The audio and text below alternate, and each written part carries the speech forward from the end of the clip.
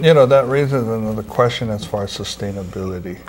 Because when we get to our ancient Hawaiian fish ponds, that was sustainability, okay?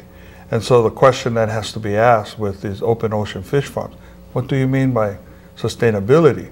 And, you know, for us, you know, the open ocean fish farms, they're looking at sustainability as the haole akua. You know, and so what is the haole akua? It's money. Cash. You know, and so for us, we're saying no. And then we get back to that question of what's your hokupu, because on the fish ponds that we had, we shared, we took only what we needed and we shared. And so with the open ocean fish farms, we're saying, okay, so are you going to be sharing that with the people of Hawaii? You know, with what you have? And not in the form of how much they're going to be charging, because it's expensive. How many people have gone to the supermarkets to find a fish on the, you know, in the supermarkets, in the fish market, and see what the price is, or have never seen it in the fish markets. Yeah. And so we're saying, you know, that's not in keeping with our kupuna and our traditions and the protocol. Because when you do these things, you're doing these things, again, to feed the ahupua'a, to feed the district, and to malama the people of these islands. Yeah. That's not happening. So, Christina, what are these cages made out of? Are they like steel?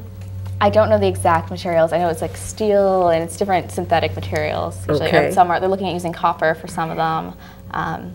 Copper doesn't corrode and doesn't get the algae as much, so the copper industry is really interested in getting into this. Oh, and we know copper mining is one of the worst environmental. Yeah, it would just make it even more sustainable. But there's I know it's a synthetic netting that Kona Blue wants to move to that they're using in Japan right now. And so that's one of the things that they're looking at. So somebody wants to, some company decides they want to have an open ocean fish farm. So they figure out the cage thing. How does it all work then? What do they put in? How do they start growing the fish? They have to have, they either have to have a hatchery on site, or they have to work with someone who has a hatchery to grow the fingerlings, the small fish, and grow them up to a decent size that they can withstand the open ocean. And then they put them into these big cages out in the ocean. And then how long does it And how long? It depends on the kind of fish you're growing. It yeah. can be 6 months, it can be 3 months, it could be a year. And then they harvest the entire cage at one shot?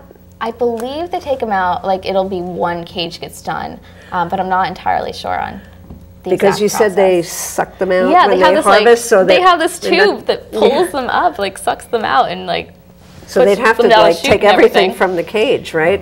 Pretty much, yeah. How could the tube know? Oh, not that guy. Yeah, exactly, that's like true. the vacuum cleaner, right? Yeah.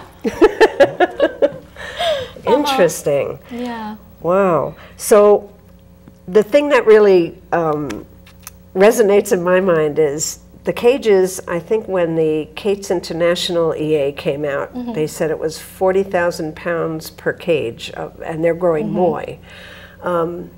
I thought, wow, that's a lot of fish poop. And what effect does that have? And also they shoot in food in a tube, and and nobody really knows what that food is. It's pellets, but we're not quite sure what those pellets are made out of. And my concern was, what happens to the native fish population when they find out, oh, get free lunch over there? They're coming out and checking out the new lunch spot. Yeah, and then how does that affect fish, wild fish? So what we've seen, I don't know, I don't have any specific scientific things to cite right now, but what the general trend is that these fish are coming and aggregating around these big cages. Anything you stick out in the water, like if you stick out a buoy, like some people do to come and do charter boat fishing and everything, you stick something out there that's stable and fish are going to come to it because it's protection for them. It's something to hide around. And then if you have something that's shooting out food, it's going to be even more of an incentive for fish to change their patterns and start aggregating around a device. And then you've also got not only the little fish that are coming to eat the food, you've got the big predators that are coming then to get the free lunch that is the fish that are eating the little pellets. And so that Wow. That increases the marine Well, the imbalance of the whole ecosystem. The whole imbalance, and then you've got like sharks and everything interacting with humans, because then you've got the divers going out to the cages, and then you've got incidences like with Kona Blue in 2005 where they killed a tiger shark because it had been getting too close to one of their divers, and they were worried about the diver's safety. Ooh. So. And that raises some cultural issues, doesn't it? That raises a lot of cultural issues, because some of the people in Kona believe that that resident tiger shark was their Aumakua.